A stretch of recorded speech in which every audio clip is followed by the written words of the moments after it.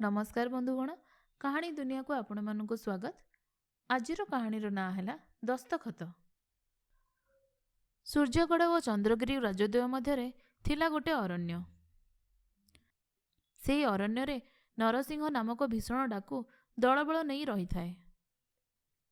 उभय दरबार रे डाकुर गुप्तचर रही थांती। थरे चंद्रगिरी राजा सूर्यगढ़ राजांक ठारू लक्षे स्वर्ण मुद्रा ऋण स्वरूप चाहिए। सूर्यगढ़ राजा सेथिरे सम्मत हेले। चंद्रगिरीर मंत्री जाई से ऋण ग्रहण करने कथा हैला।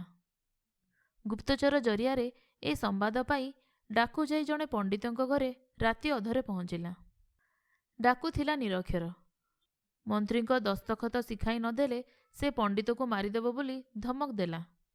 पंडित थरी थरी दस्तखत शिखाइले। परदिन चंद्रगिरीर मंत्री देहरक्षी मानक ग्रहण रे सूर्यगढ़ जाउथुवा बाटरे बण भितरे डाकू द्वारा अटक हेले।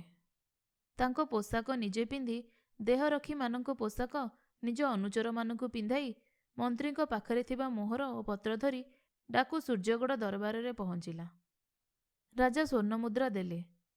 रसीदरे डाकू दस्तखत कला बेले राजा कटमट करी अनेइले आउ ताकू गिरफ कले। कथा हैला चतुर पंडित ताकू जो दस्तखत शिखाई ताहा ता निज नाम डाकू नरसिंह। आपण माने शुणुथिले जह्नमामूर एक कहानी दस्तखत।